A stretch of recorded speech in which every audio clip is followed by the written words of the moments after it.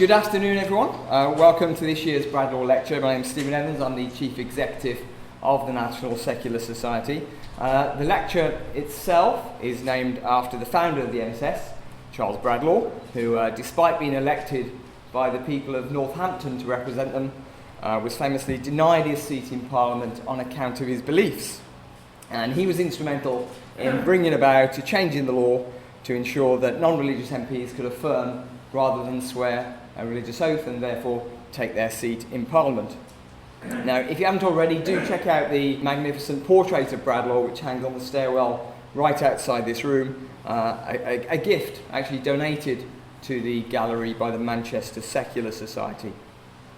So today we're an organisation that campaigns for the separation between church and state, a secular approach to public policy making, and equal respect for everyone's human rights, so no one's either advantaged or disadvantaged on account of their beliefs.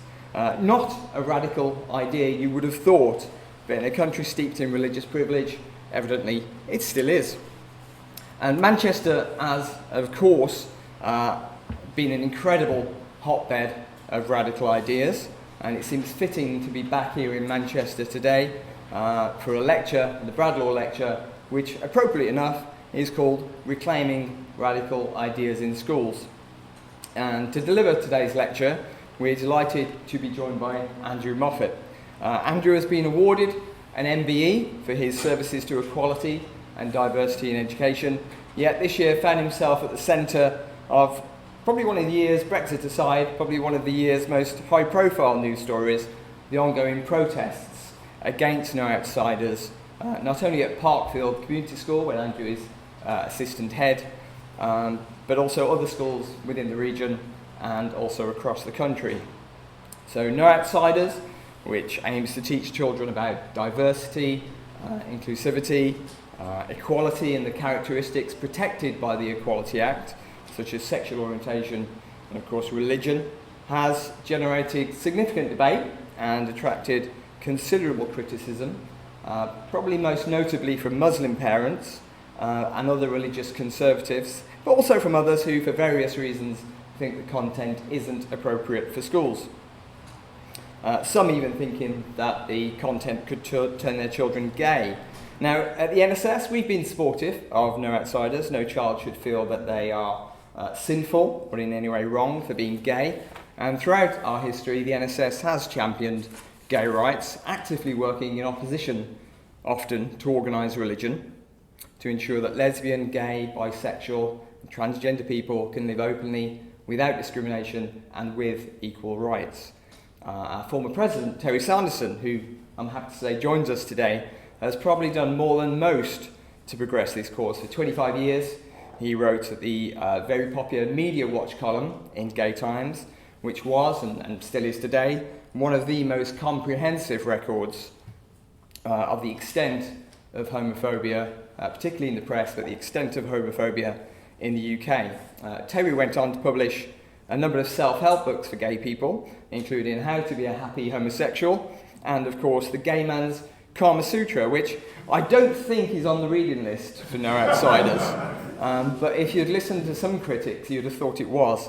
But this afternoon, anyway, we're honoured to be hearing from the horse's mouth, so to speak. So perhaps it's time now for me to let Andrew perhaps address some of the myths, some of the misconceptions around No Outsiders, and explain why he thinks it's time to reclaim radical ideas in schools. So phones on silent, please. Delivering this year's Bradlaugh Lecture, please join me in giving a warm welcome to Andrew Moffat. Thank you.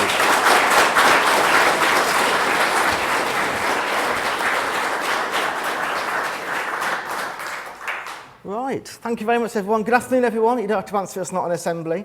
So my name is Andrew Moffat. I'm assistant head teacher at Parkfield Community School in Birmingham. And the reason why I like the term No Outsiders, I love that term. And there's been calls, recently for us to change the name because it's been seen as like a toxic name. But I really like the term because the thing about No Outsiders is every child understands what it means to be left out. No child wants to be left out. So no one wants to be an outsider. It's as simple as that. We're saying in our school, everyone is welcome. There are no outsiders here. So that's why I like that term, and we're going to keep that term as well. And No Outside has been, there's been lots of stuff in the press about it being gay lessons. It's always the gay teacher with his, his gay agenda. My favourite headline actually was, "I'll defy hate to keep our sex lessons." That was for the Sunday Times. For me, No Outside is not about being gay or lesbian. It's about this. This is what No Outside is about. So our young people and our children are not wrapped up in cotton wool, are they? There's a lot of talk in the, with the protesters about childhood innocence, and we're destroying childhood innocence. But you see, I think from talking to young people in my primary school that children know about the world around them. So, for example, these are all things that I think is the state of growing up in 2019 today that our children are not hidden from. So Brexit is an example. Our 10, 11-year-olds will have heard the word Brexit. They might not understand exactly what it means, but they'll hear adult conversations, they'll see snippets on the news, and they might see posters like that. So what's that poster all about? What is Europe? What is an immigrant? What is a refugee? Armed police on the streets. In Birmingham now you see armed police all the time in Birmingham. I remember the first time I saw a policeman with a gun, and it was when I was 15 years old. I was on a French exchange, and I was really shocked to see a policeman with a gun. But now 5, 6-year-olds see guns all the time walking through Birmingham. Why? Why has he got a gun? Is it because he wants to kill somebody? Is he protecting somebody? This is the world our children are growing up in. Donald Trump. The children in my school know about Donald Trump. They've heard of Donald Trump. They have an image of what Donald Trump is about and what he thinks of Muslims. My school is 99% Muslim. Why do you want to build a wall? What's that about? To keep people out or keep people in? Why are people building walls at the moment, in the world today? The bottom right-hand corner is Punish a Muslim Day. Now, we heard about this first from a year 1 child, so a 5-year-old on the playground at lunchtime who said to a dinner lady, "I can't go out in the holidays because the Christians are going to get me." And when we unpacked what it's about, we realised it was about Punish a Muslim Day, which was last year in April. And it was a vile hate crime that was organised through WhatsApp and social media messages, and lots of our Muslim teaching assistants were getting WhatsApp messages saying, "Punish a Muslim Day, it's going to happen on, I think it's the 3rd of April. And what it was basically, it gave points for hurting a Muslim on that day. So you got 10 points for ripping a headscarf off, or 20 points for running over a Muslim. Now on the day, I'm not aware of anything happening, but it didn't really matter because the damage had been done, because it's all about dividing a community and making it very clear to children in our community, in our school, that the Christians were going to get them. Incidentally, last week, you might see on the news, the person that organised that has just been sent to prison for 12 years. Yes, absolutely. The bottom picture is of the Christchurch terrorist attack, and again our children are hearing about terrorist attacks. We can't hide our children from the reality of the world around us, where there is a rise in terrorist attacks, and especially a rise in far-right activity as well. The 2 boys in the middle, they planned a Columbine-style massacre in their school in York last year. They're now in prison. They were 14 years old when they planned that massacre. And when they were in court, they talked about they were only going to kill people that were infecting the gene pool. That was the words that they used. So they were in a primary school 3 years before that. What were they learning about community cohesion, about being different, about having different skin? What was that school, teaching? What was the ethos of that school? I'm not blaming the school, but I'm just saying, this is why schools have got to have a clear ethos, a clear narrative about community cohesion and difference, so children don't grow up with those ideas. You might have seen on the BBC, that's a headline from the BBC for May, children whitening skin to avoid racial hate crime. This is the state of 2019 today. You've got children who are whitening their skin. Invaders Not Refugees was a bit of graffiti on a mural to recognise people that have died on the borders of Europe. That's in Liverpool. And that little lad there, he's from America, he's 9 years old. Last year in summer, he told his mum he thought he might be gay, and his mum was fine. She said, "I love you, it doesn't matter," and I had a lovely summer together. And he said to his mum, "I'm going to tell everyone in my class when I go back." And he went back to school, he told people in his class on a Monday. On a Thursday, he took his own life. So what message was he getting about being gay, about being different, about different families? So for me, this is what No Outsiders is actually all about. It's nothing to do with this, just gay lessons or sex lessons. It's about community cohesion in the UK in 2019.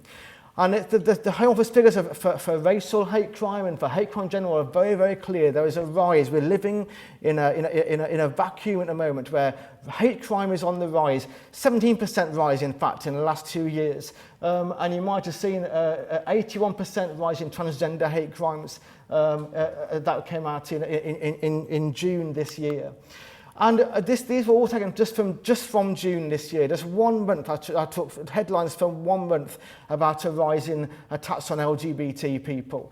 So this is the situation that we're living in. So for me, schools have got to have a very clear narrative, and it's an alternative narrative, in fact, because whatever children are hearing outside the school gates, I can't control that, but I absolutely can control the narrative inside the school gates. And inside the school gates, the narrative in my school is very simple. The narrative is diversity is brilliant. Diversity is wonderful. Isn't it great that in our school we can have different skin, different religion, different language, disabilities, different families, we all get on. Isn't that wonderful? And whatever children hear outside when they leave the school, I can guarantee that in school they're getting that very, very clear message.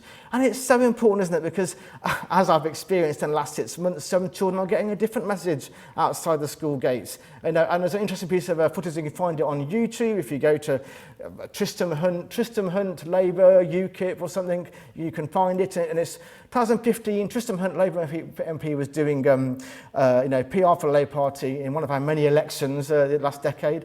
And the BBC were following him, and he was in a primary school. He was sitting around a table with some year 6 boys, and it's a little bit of footage, and he says to these boys, who would you vote for? And this 11-year-old boy says, I'd vote for UKIP. And Tristan was quite shocked and says, why would you do that? And the boy says, to get all the foreigners out of the country.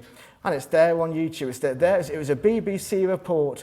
And at the time, the BBC, they go back to the studio, and the line is something like, oh, sometimes MPs don't hear answers they expect to hear. But actually, it's horrifying, isn't it? There's nothing remotely, interesting or amusing about that. It's horrifying as an educator that an 11-year-old child would just openly say, get rid of all the foreigners. So it's about no outsiders, is about having a very clear narrative for schools so that child, from the age of 4 actually, is taught the opposite view, that by the time he's 11, he's not going to be saying, get rid of all the foreigners. He's going to be saying, I can live with anybody. It doesn't matter to me if you have different skin, white skin, brown skin, black skin, disabilities, different religion, whatever. I can be your friend. And that's what no outsiders, that's the message for primary schools. And it's based on the Equality Act, which I'm sure you all know about, which is a fantastic piece of legislation. Before this, I think schools were doing it because we were nice people, but now we're doing it because we're following British law. And that's what I'm saying to parents who are worried about this. It's British law, that we are following. And that line there, I think, is key. It's about fostering good relations between different people when carrying out our activities. That's what we're doing in school. And these are the protected characteristics in the Equality Act that we are preparing children to meet as they grow older. Because, I went to a school in the Cotswolds recently. It was a 100% white school. It's a C of E school, actually, so 100% Christian as well, 100% white. And Hetty said to me, this work is so important now because as they leave this school, they're going to meet people that aren't white and aren't Christian. That's as simple as that, isn't it? They're going to be prepared for life in modern Britain where they can live alongside and work alongside anyone. We don't have to all be the same. Ofsted supports this as well, and there's a great line in Ofsted. It's almost written for me, in fact. It talks about difference is a positive, not a negative. That's exactly what we're doing in schools. It's very, very simple. And the benefits for me about teaching about diversity are very clear. It's self-esteem, first of all. I want every child to be proud of who they are, to recognise how they're different and be proud of being different. So being proud to have brown skin, white skin, proud to have a disability, proud to be Christian or Muslim or to have 2 dads, or whatever. We're teaching children to be resilient. So it's all based on picture books, and at the start of the books it's just about being different, and that's fine. But as they grow older, we're talking about, well, what do you do if you hear a racist comment? What do you do if you hear someone being Islamophobic? How can you answer that? How can you respond to that? Preparing children for life in modern Britain, absolutely. Britain is a diverse country, and that's what makes it a great place to be. we can all live together. And I haven't got any proof for this, but I am working on it. I'm doing a PhD on exactly this. I'm convinced that we are reducing potential for radicalisation in the future, because surely if we're teaching children from 4 years old onwards that, not to frighten the person who's different, and I can be friends with you if if you have different faith to me or different skill, different language, surely does that just disappear when they're older? Or can we develop an inner core, a love of diversity, an excitement of living in diversity that stays with them as they move through their adolescence and into adulthood? I don't know. Maybe it does disappear. I'm thinking when I was 7 years old, I was obsessed with ABBA. I was obsessed with the Eurovision Song Contest, and I still am. So some things do stay with you. There you go. So I'm going to show you some of the books that we use, and this is one of them. So you'll be forgiven for thinking of looking at the various MPs and protesters. That all the books are all about gay people. So I'm going to show you the books that I use. Not all of them. There's 35 books that I use, but I based the whole scheme on this book. Actually, I think this book is absolutely brilliant. It starts the whole scheme off. Red Rockets and Rainbow Jelly, and I use this with 4-year-olds, and it's about Nick and Sue. There's Nick and there's Sue, and Nick likes red apples and Sue likes green pears, and he likes yellow socks and she likes yellow ducks, and he likes orange hair, she likes purple hair. On every page, Nick and Sue like different things, so cats and hats and cars and dinosaurs and jelly. But the last page says that Nick likes Sue and Sue likes Nick, and that's the end of the story. So what's the message in that story? The message is that you can like different things and you can still be friends. It's as simple as that. And as we go through our school, we talk about how we're different. Different skin, different abilities, different faith, but it all starts with apples and pears with 4-year-olds. And there's a bit of work there from a 4-year-old. We like different things. Anaya likes dolls and Samaya likes cars. We're all friends.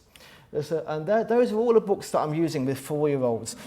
Bless him, Roger Godsiff, MP, talked about this book called Why Is Gotcha Gay? I've never heard of that book. Apparently that's in my scheme. No, it's not. These are all the books in my scheme. You can all buy them all in Waterstones. You'll notice that Elma is there. Elma's been around school for 30 years. These are the books that I am using. Now, there is one book there, which is apparently controversial, which is Mummy, Mama and Me. So I use this one for 4-year-olds because I want children to understand that some families have different makeup. So some families have a mum and a dad, some have just a mum, some have just a dad, some live with their grandma or grandpa, some have 2 mums, some have 2 dads, some live in a foster family. All families are different. So this one is about a family that's got 2 mummies in it. And just to say there's no sex in here, let's go very, very quickly. So mummy picks me up and pours juice in my cup and combs my hair, rocks me in my chair, packs a yummy snack, rides on her back, go round and round, slide to the ground, count 1, 2, 3, hide behind a tree, hosts on her lap, lays me down to nap, lets me help her cook, mummy helps me read a book, go in the tub, scrub, scrub, scrub, now tucked in nice and tight, mummy, mama, kiss me goodnight. That's it. So we read the book and we talk about, does your mum do that in your family, or does your dad do that? Do you go to the slide? Do you go to have a bath? Do you have a yummy snack? Who's in your family? Who's in your family? Who's in your family? Who's in this family? Let's all draw our families. That's it. Now, I think that when I was in reception, 40 years ago, I probably drew my family. It's nothing new really here, is it? But there you go. So that's probably the most controversial book in my scheme that I keep seeing all over the news. Blue Chameleon is about a chameleon who is lonely, and he thinks you have to be the same colour as someone to make friends with them, and the same shape as well. So he tries to change every time to make a friend. He tries to change shape and change colour as well, and everyone ignores him. And guess what he finds out at the end? He finds out at the end that you don't have to change colour, actually. You can be yourself. So it's about you can be proud to be you. So there's all these books like this, and I've got them here. I won't go through them, but you can see them at the you can look at them at the end of the session. I have been here with this press stuff before. These are from 4 years ago. That's from 5 years ago, that headline. This is how No Outsiders came about. So that first headline, gay Birmingham teacher resigns after parents complained they'd not wanted to teach their children. So that was me in Birmingham in 2014. And the reason why that happened is because I used to have a resource called Transgender Homophobia in Primary Schools. It was a single issue resource. I was just interested in, a resource about, teaching children of different families. And I went to a school that was a very diverse school in the centre of Birmingham, And I didn't really involve the parents. I didn't know how to involve the parents, a bit scared to involve them. So I just thought, we'll do it anyway, we'll just do it quietly. And I went to the governors to say, can we do this resource? And the governors threw it out, said, absolutely no way, not doing that resource here. It'll cause a riot, it won't work. So I thought, right, I'll prove them wrong. I'll do it anyway. Wrong thing to do. But, I was just my arrogant sort of, I'm right. So I just sort of did it quietly, really, with a couple of my friends in the older year groups. And we did it for a couple of years, just like dropped lessons in here and there. And it went fine. And then I came out in assembly. Now, I'm in favour of teachers coming out, probably not in assembly. If you're a teacher, I would recommend you don't do it in assembly. You live and learn. That's probably the wrong thing to do. And then a couple of weeks later, one of my friends did one of the books that I still use. I'll show you later on, called Tango Makes Three, about two gay penguins. And we had our first parent complaint. And it was actually from a Christian parent who said in his letter he was Christian. And I can remember to this day the quote. The quote said, as a Christian, I want my child to understand there are different people in the world, but he also needs to know the correct way of life. That's what he said. So, and he wanted his child withdrawn from all future, gay lessons. And the next day, 9 letters came in. You're doing gay lessons. We didn't know about it, whatever. And the problem was, because I hadn't involved the school. In fact, the school actually asked me not to do it 4 years ago. I hadn't involved any. I hadn't got a leg to stand on. There was no policy. There was nothing backing me up. So it all just caved in very quickly. There was a public meeting in the school. I didn't go to it, but the head said it was the worst experience of her life. There were calls for me to apologise publicly for coming out. It was just a disaster. So I left the school. But it's actually fake news. Fake news. I didn't actually resign. I've got a mortgage. I can't just resign. I just found another job. And then I resigned. That's what you do, isn't it? You get another job and you resign. So it's not quite how it looks on there. But where do you go next? So I thought there's no point in going. Well, I was tempted to go to somewhere, where I thought there might be sort of, gay parents, But I thought, actually, I need to go where the challenges are, because that was a bit embarrassing for me, really, that whole experience. And so I thought, if I'm going to have be worth my salt, I need to go to a place where I might meet the same challenges. So I went to Parkfield School, which is 99% Muslim. And I thought, right, I'm going to just start again. I'm going to do it completely differently. So I scrapped the old transgender homophobia lessons, and I rewrote it as no outsiders. And no longer was it just about being lesbian and gay. It was about all equalities. It used the Equality Act. So the focus was being different as opposed to being LGBT. So it's about, you don't have less thinking about it. It's obvious, isn't it, really, when you think about it in a primary school. You're not going to have on Monday the lesson about being Jewish. On Tuesday it's the disabled day. On Wednesday it's the gay day. On Thursday it's about being black. You have a lesson about equality and about diversity. And you talk about being disabled, gay, Jewish, black, whatever. You put it in context, because it's really important for children that we're teaching that, not one protected characteristics is more important than any others, but also not one is less important than any others. It's all, they're in context with each other. So that's where it came from. And the second thing I did differently was I recognised that you've got to involve parents from the start. You can't do this, my experience showed me, that without the support, really, of parents. So what I wrote about it in the book, No Outsiders. I wrote a whole chapter on this. We had parent meetings, small groups, in fact, very small groups, where I showed all the books, and I chose 35 books to use in the scheme that covered all sorts of ways of being different, and got the parents in from the start, showed them all the books. And there were some quite tricky discussions, but in the end, people supported it because they saw we were upfront about it, we were transparent, and we could show this is what it's about, this is what it isn't about. And for 4 years, it worked fantastically. There was really no complaint. There was nothing went wrong at all. We had Ofsted 2016, we got outstanding for the first time, and there was a lovely line in the report where it said, one pupil spoke for Muddy when she told inspectors, everyone is an insider at our school. There are no outsiders, whatever their beliefs, their colour, their gender or sexuality. Now, I don't know who said that. I imagine that it was a year 6 child, because we don't talk about sexuality in year 3, but by year 6 we're using the words in the Equality Act, sexual orientation. So it would have been a year 6 child, but that's exactly what we say all the time in our school. We're all insiders. Everyone is welcome. You can be who you are. I made a film with some parents, which I still use, and there's some quotes from parents where they say things like, and this is how we got, we talked about the whole sort of, the faith sort of question. A mum said that we need the parents to know about this so we can show them the two sides. So we're accepting that, okay, at home you can teach this, at home you can do whatever you want, but in school, here's what we're teaching. And one mum said, okay, here's our religion, and she held up two hands. I can picture her in this meeting. Here's our religion, and here's the way the world is. It's important for our children to accept both views, and put both views in their head and accept both views. And we're not saying as a school that one is right and one is wrong. We're just saying, yeah, there's different ideas. And I've managed to work around this for the last 4 years. And one incident that sticks in my mind is I'm a minibus driver at school. It's one of the many things that I do. And I was driving a minibus to some football match. So there was this lad in the front, sitting in the front seat. And I was aware, he kept looking at me out of the corner of his eye, thinking, oh, there's going to be a question coming. And he said, can I ask you a question, Mr. Moffat? I said, of course you can. And he said, why did you choose to be gay? This is after I'd come out. Why did you choose to be gay? I said, oh, that's a really interesting question. Why did I choose to be gay? I said, I'll answer it by asking you a question. Why did you choose to have brown skin? So I didn't choose to have brown skin. I said, oh, I didn't choose to be gay either. It's just the way I am, just the way it is. I said, oh, right.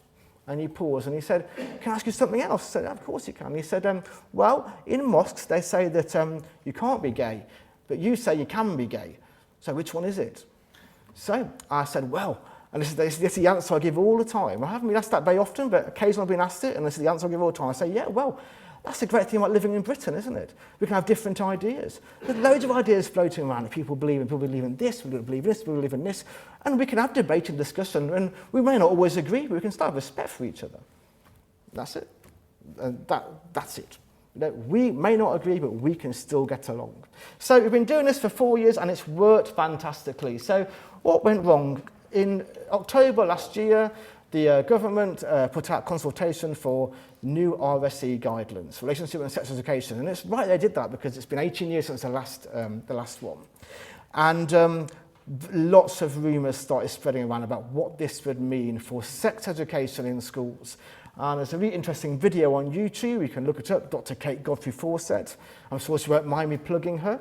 A parent came to me in December and said, Mr. Moffat, you've got to watch this video. Everyone's talking about it. It's going around the community like wildfire. And I watched it. Actually watched it on Christmas Eve. It ruined my Christmas because it is on the left-hand side is what this video is saying. It's saying that the new RSE guidelines are going to be like this kind of stuff. Teaching 4-year-olds pornography, sexualizing young children, their innocence is going to be destroyed. It's a war on spirituality. It's a war on morality. If we do nothing, our children will be lost, and it's brainwashing children. Now, suddenly, in January, the first week back, we started having petitions for the first time ever, about No Outsiders, about sexualizing children. You're sexualizing children, and the photocopies of some of the books that I use, and very, very quickly people are linking No Outsiders to sex education. Now, there's no sex in No Outsiders. There's no books about how babies are made. There's no naked bodies. There's nothing at all. But because I talk about LGBT people in 4 of the books, 4 out of 35, it's a very easy thing to pick on. Look, here's an example of what's going to be happening in all schools. There's a gay agenda. And very quickly, rumours started spreading about things that I'd done in school, and rumours became facts. And these are some of the ones that I heard about. I'm sure there's lots more that I haven't heard about. But you can imagine as a teacher in a school, walking around with these kind of allegations against you. So apparently I walked down the corridors, high-fiving children and saying, I'm gay. I show photos of myself and my partner in assembly. I talk about sex acts to children. The protest started, and apparently after the first protest, I took children into my office to sign an apology letter to me personally, and they missed their playtime. It didn't happen. He told my daughter she was a boy trapped in a girl's body. He told a class that I'm Christian and I'm gay. You can be Muslim and gay. I've never said you can be Muslim and gay. Now, I have lots of people I've met, especially in the last 6 months, who identify as Muslim and gay. But I'm very, very careful in my school. I say, you can be Muslim, you can be Christian, you can be Hindu, you can be gay or lesbian. But I've never put the two together because I'm aware it's very contentious, so I'm very careful. And I've certainly never said that I'm a Christian and a gay because I'm not a Christian. Teachers are making clay models of sex acts. I have evidence. And that's fascinating, because if you have evidence, that means that you've got evidence of a cock made out of clay.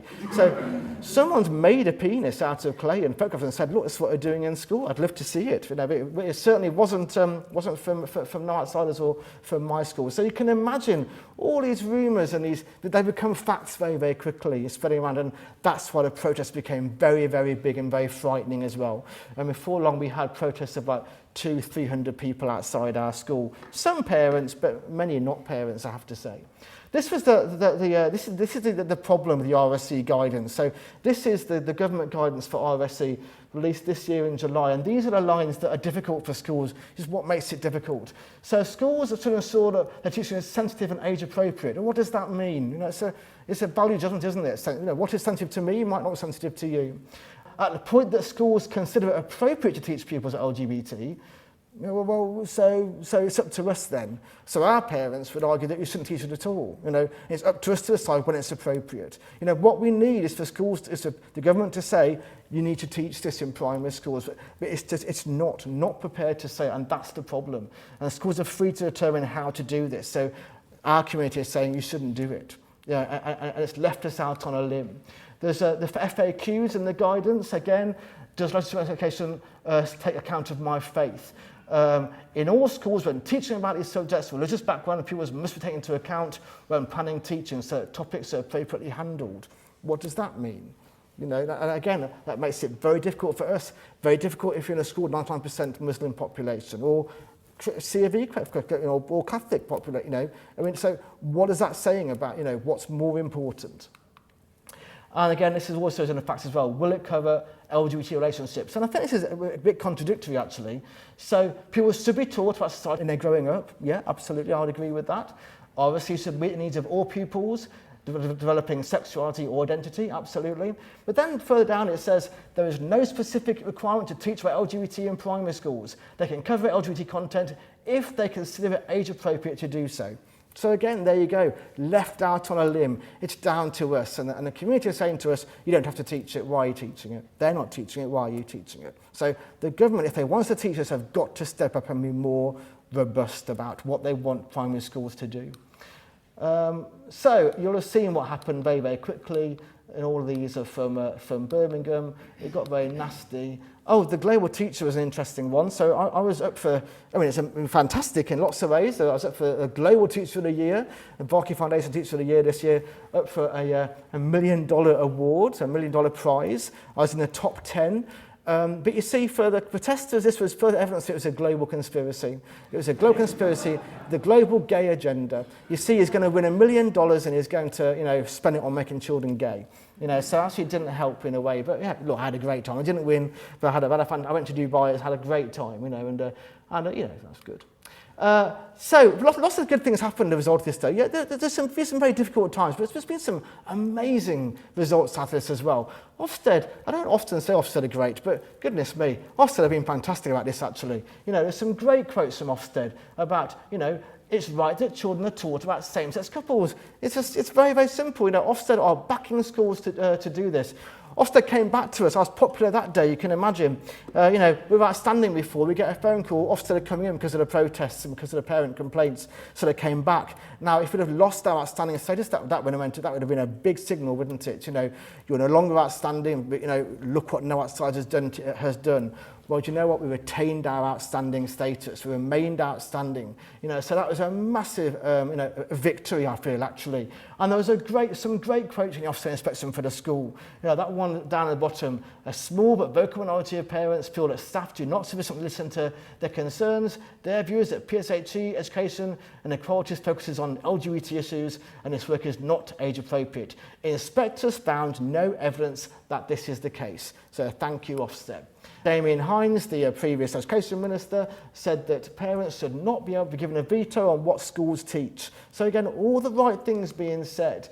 we had a mediator come down, a chief Crown prosecutor, Nazir Afzal, and he was very clear about the protests and the people that he met. And there's a great quote from him: "I'm concerned about people manipulating parents in this matter, walking around with materials and documents that they pull off the internet and which they wrongly and maliciously say the school is teaching. I have examined the curriculum myself and there is no specific LGBT content, no reference to gay sex, none at all. There is reference, as there should be, to equality." And Jess Phillips in Parliament said, directly to the Education Minister in June this year, "What is a teacher to say to a child who asks, is it okay to be gay?" And Damien Hines replied, they should say yes. So lots of good things coming out of this, MPs saying the right things. I've had lots of fascinating letters and messages of support from all across the country, and this one really resonated with me. This was really affected me because it was from a man, and he's given me permission to share his letter. And he basically talked about his upbringing in Newcastle in London in the 70s and 80s. He talks about being in a very racist environment. He was in prison for GBH for a time, and he said he wouldn't go into what he did. He was ashamed of it, but he was talking like violent stuff that he was involved in. And it all culminated when he knew the person that killed Stephen Lawrence. It was a neighbour of his. And he says, should those guiding our young minds back then have had the prospect of opening up the sort of no outsiders at an early age, then I have no doubt the task of opening us up to more acceptance of others would have been easier. Our teenage years could have been much more productive in preparing us for adulthood in a big wide world of many colours. Instead, it was about stopping prison being a highly likely prospect. And aside from the injuries inflicted, public services could have been saved and I could have avoided being a burden on policing, courts and hospitals. It was a very long letter, but his conclusion was, if no outsiders had existed in my early years, it could have improved things so much for all concerned, especially myself. The prospects of such a scheme as for raising young potential in life is boundless. Now, just this last week, Gavin Williamson, the new Education Minister, made a comment about RSC and about LGBT education, and lots of headlines were, the headlines were things like, Education Minister backs schools teaching LGBT. But you see, for me, again, it's very frustrating because the top half of that is great. And I really think that's perfect, yes. The purpose of new guidance is to make sure that every single school is able to teach like Britain as it is today. Lovely. And we should stop there. Because look at the next bit. But also the flexibility to ensure that it has an understanding of the community it operates in. Thanks very much. So yet again, nothing has changed, has it? So this is the frustration that we have with the DfE and the government. If they want schools to teach, they want all schools to teach about LGBT or diversity, they've got to be clear about it. And you've got to stop hiding behind this idea that, be careful of the community that you live in. Either you want all children to know they're different families or you don't. Tell us which one it is. There's been loads of really good things come out of this, though, and I think what's the most important thing is for children, isn't it? That's the most important thing about this. And there's been amazing responses from the children in my school. When the protests first started happening, the children were on the protest, a lot of them, and that's very upsetting, and very, very difficult for me to be inside a school and to be hearing 300 people chanting, "Get Mr. Moffat out, get Mr. Moffat out." It's just awful. And we'd have to teach children after that. Children would then come in, and I'd be teaching them, and I saw attitudes change towards me. It's been really difficult. However, at the same time, I was deluged with an avalanche of little postcards and notes like this. Things would appear on my desk, on a daily occurrence. Children writing things like, "I'm happy at Parkfield School, there are no outsiders, I really enjoy this school." I found that the little girl who gave that to me, I found her and I said, why do you write this? And she said, because people are being nasty about you and I want to cheer you up. Children are great, aren't they? Children understand what no outsiders is about. They're not frightened of no outsiders. The protesters say that I'm confusing children. I don't think I'm confusing children. The children understand what this is about. It's about everyone being welcome. I've never had any child confused about what this work is about. So there you go. Yeah, this one was given to me the day before I went to Dubai, and I took it with me to Dubai. It's why it's a bit crumpled. But I thought this is exactly what No Outsiders is about. It doesn't matter if we are different because boy, girl, boy, girl, boy, girl, Christian, Jewish, Muslim, Christian, Jewish, Muslim. Everybody is welcome in our school, and we make sure there are no outsiders. In Parkfield Community School, we always do our best that there are no outsiders, and everyone can do and play with everyone they want because all you have to do is be yourself. That's just what you know. That's what you want children to understand, isn't it? I don't even know who made that. Someone who lives left on my desk. But you know that's what you want children to be talking about, isn't it? And there are lots of other things that are really good that happened because of this. So the Gay Pride March in Birmingham, Pride March, I should say, in Birmingham, I was asked to lead it. And that was a phenomenal experience because it felt like the whole of Birmingham was out in support of No Outsiders. And Pride, you know, it was all about supporting No Outsiders that day. And suddenly there were groups, there were LGBT Muslim individuals, South Asian communities, you know, who were telling me that they had a voice suddenly. There were people on the news talking about being Muslim and gay. You know, they were always there, but maybe people felt silenced before. And I just became aware that people started tweeting things like this T-shirt here, that people were starting using this term, No Outsiders, all the time, which is just wonderful. I think I'll just show you a couple of the books with LGBT content, just so you can see the sort of context I'm talking about. So I'll show you Tango Makes Three. So this is the book that, again, you know, you might have seen a Victoria Derbyshire this week, a head teacher from Cheshire, Simon Kidwell. He read this book to show a No Outsiders book. This is a true story, and it's about a couple of penguins in New York City Zoo. They're two male penguins, and they couple off together. There's no sex in it. And the zookeeper says, they must be in love, he says. They notice all the other penguins have got a chick, and they haven't got a chick. They don't understand why they haven't got a chick. And they sit on a stone for a bit. The stone doesn't hatch. And the zookeeper sees all this, and he gives them an egg.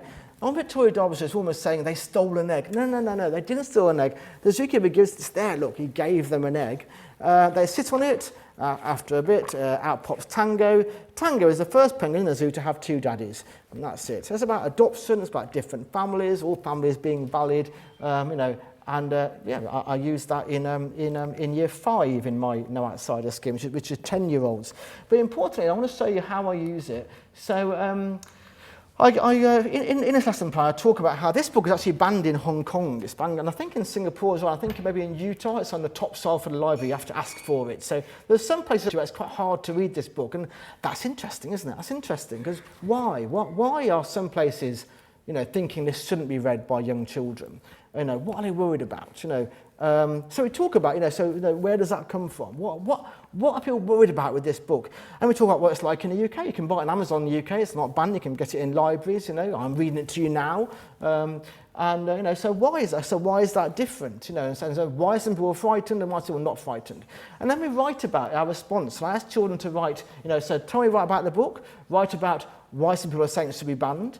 And then at the end, write what you think. And I always say to children, no, this is your chance to tell them what you think. There's not a right or wrong answer here. You may think it should be banned. That's absolutely fine, as long as you back up your arguments and tell me why. You know. So this was done by some kids in a school I worked in last year. And there's some lovely language here. Some people are saying it should be banned because it's inappropriate. They're saying children can't be taught being gay, lesbian, or bisexual. Good spelling of bisexual there. I think it shouldn't be banned because it's a No Outsiders story. And so when we, the children, grow up, we won't be mean to gay, lesbian, or bisexual people. All people can be the family they want. That one over there says, I have to read it from here so I can see it. I hope you can still hear me. It says, some people are saying it should be banned because it changes their child's mind and they don't know about No Outsiders. This book shouldn't be banned because it is educational and children have their own mind on their own choice on what they want to marry. It should show other people that everybody is welcome, no matter what skin colour you have, what religion and your parents. Moreover, good word for year 5, moreover, it would help children learn about other people. Now, when I did this lesson, most of the work was like that. But a couple of children did write something like this. And this said, this story, you should ban dirty books. It's inappropriate and it's disgusting and parents won't like it. I think you should ban it because parents won't like it and we are too young to know. So I just put interesting opinions here. You make yourself clear. Well done. Sort out your spellings. Because I'm not saying, no, that's wrong. I'm allowing children to have a difference of opinion. So there's no indoctrination here. There's no right or wrong answer. I'm encouraging debate and discussion and children to understand that not everyone agrees, but you know what, in the UK, this is what the law says. Right, I'll just show you one more book. So Be More Badger. I think it's a real book for our times, this is. It's just fantastic. It reminds me of a world leader. I can't think who it is. Maybe you can work out. I can't remember his name. Maybe you can pick it up as I read it. So it's all about a badger who decides that in the forest everyone needs to be a bit more badger like him, and he builds a wall. And if you're not a badger enough, you get chucked over the wall. And no one argues against him. Animals are quite frightened. They sort of go, maybe he's right. He sounds so sure, muttered Moose. He must be right. Of course I'm right, beamed Badger. As of today, you all need to be a bit more badger like me. And they just say, gosh. That's all they respond. So he makes them dig, and the deer can't dig, and he says, no deer here, no deer here. And he makes dig go over the wall. I really think, started Moose. I agree, Badger interrupted. They were starting to look a bit more badgery already.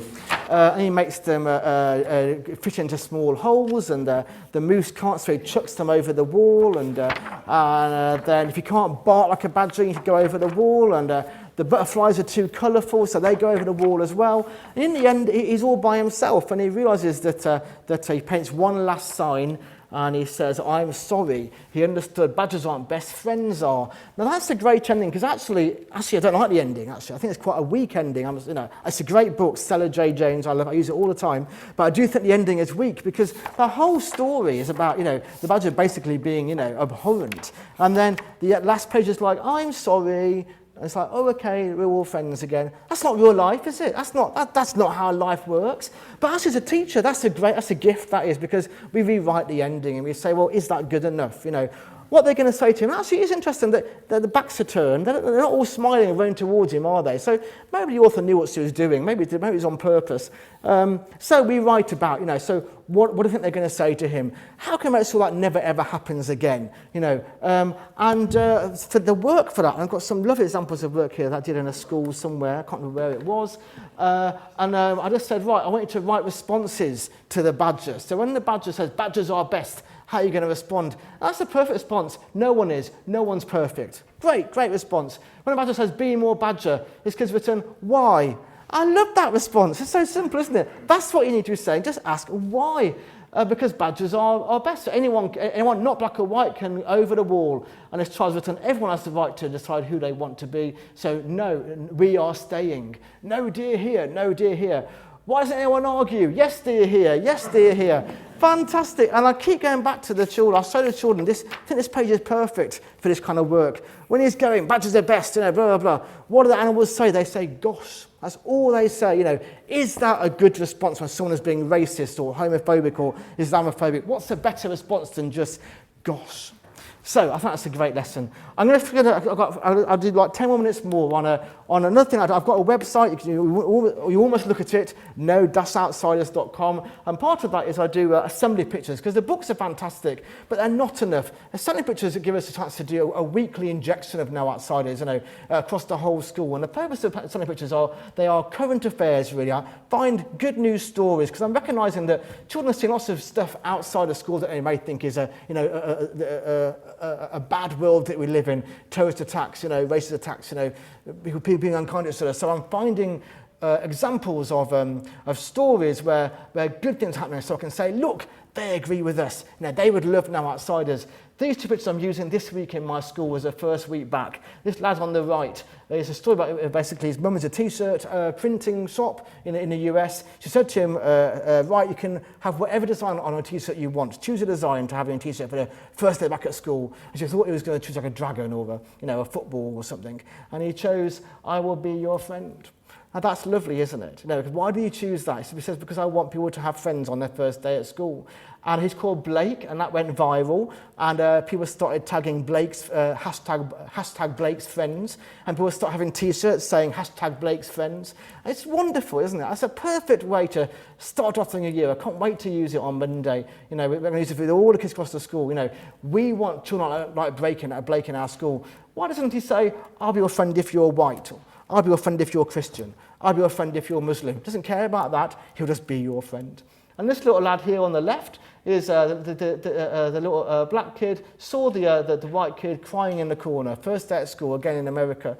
The white kid has severe autism, was frightened. What did the kid do? He went over, grabbed his hand, took him into school. That's lovely, isn't it? Again, That's what we want in our school today. The kid didn't think about race or gender or anything or religion. He just saw a kid upset, took his hand, He wants to make sure that no one feels like an outsider in your school. He will help you into his school on the first day. These are perfect no outsiders pictures, and there's so many of them that I use. I'm conscious of time, so I'll just flick through a couple of them. This one, I love this one. This went viral in the UK. This used to say, just speak English. That didn't go viral. And then someone put a sort to all these other words. But what's the most important word on that graffiti? It's we, isn't it? That's what's important. Why did they put we? Because they're recognising in our community, this is us. And that picture went viral. Now, and again, there's two bits to this, aren't there? First of all, there's the whole message of what the picture's saying. But for me also, the fact that went viral, but Speak English didn't go viral, shows that actually everyone agrees with that. They don't agree with the first one, they agree with that one, because most people like us want to celebrate the fact that we have different languages in our community, and isn't that wonderful? So there you go. And also, we also talk about why does someone write Speak English? Why are they writing that? And the reason is because they don't understand. They don't understand about different language and different people. Some people are frightened of different language. They want everyone to sound the same. They don't understand it. They're fearful of it. How do we stop that? By showing them that it's great to be in a world, in a school world, workplace with different language and different skin. We've got to show them, and show them that there's nothing wrong with being different. This one, I'll just say two more. If I say three more, then I'll stop. This one is from the Mexican border in America. This is from last year. When the the Trump administration was separating families on the Mexican border. So we contrasted two pictures. Look at the two families, how they're the same, how they're different. This actually is about the family on the left.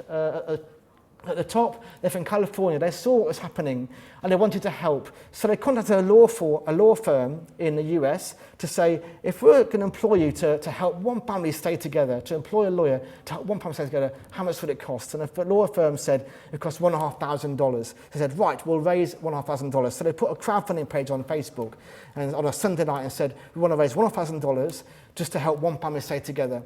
And by Sunday, that account had $20 million in it. So what's that show about American people? It shows that American people want to help other people who have different language, different culture, different skin. They don't care if you're different, They just want families to be safe. Most people like us. Look at that family on the bottom and they feel they want to help. The world is full of people that want to help, just like us. They would agree with no outsiders. Just two more pictures. Terrorist attacks. Really hard to talk about in primary school children, but we have to talk about them because the children know about them and children are frightened of them. I have a questionnaire I use once a year to assess how outsiders is going. And one of the questions is, I feel safe in school, because kids tick agree, disagree, don't know. Last couple of years, more children start ticking disagree. And when I delved into that, it's because they're frightened of bombs.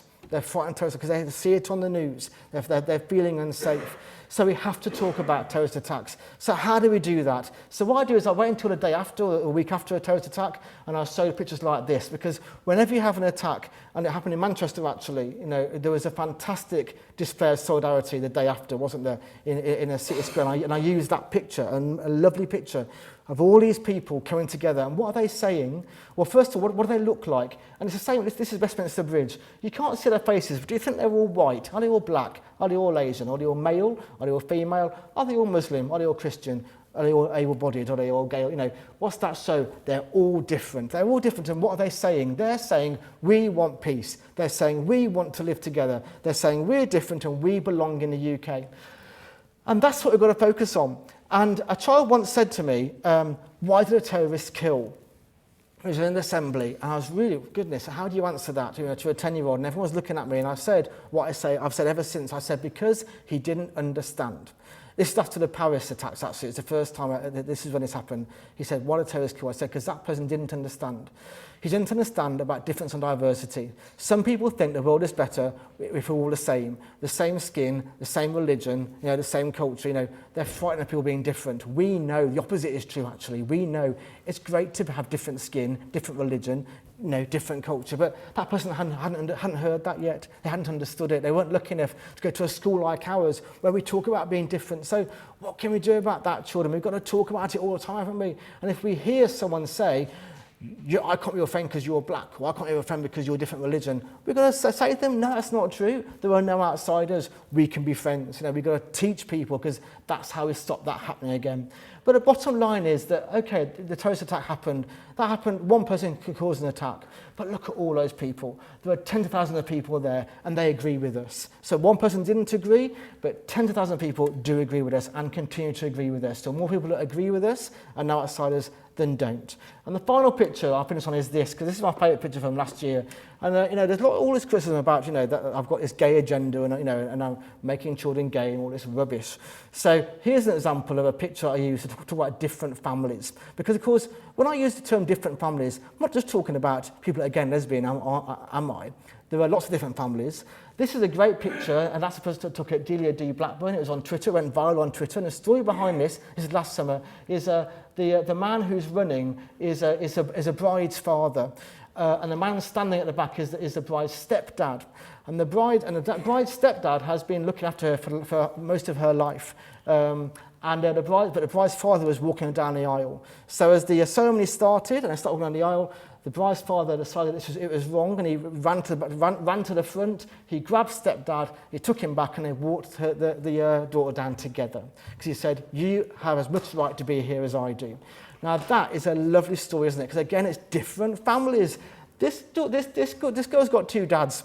They're not gay. Well, they might be, I have no idea. And I don't think they're gay. It's different families. There are different families everywhere. So there's loads of stuff we can get out of this kind of, out of these kind of pictures. Right, I'm going to end it there. So, I'll just put it because I like it. I've set up a charity, charity. I've done that because the protest made this work too big for me to handle. Until 4 years, until recently, it was like a hobby. I did it at the weekend, but now suddenly it's just, it's grown bigger and bigger. So I need funds basically. I need a team around me. So I've done that over summer. There's the website. Do go out and have a look. And I will answer questions, and I'll leave it there. Thank you very much.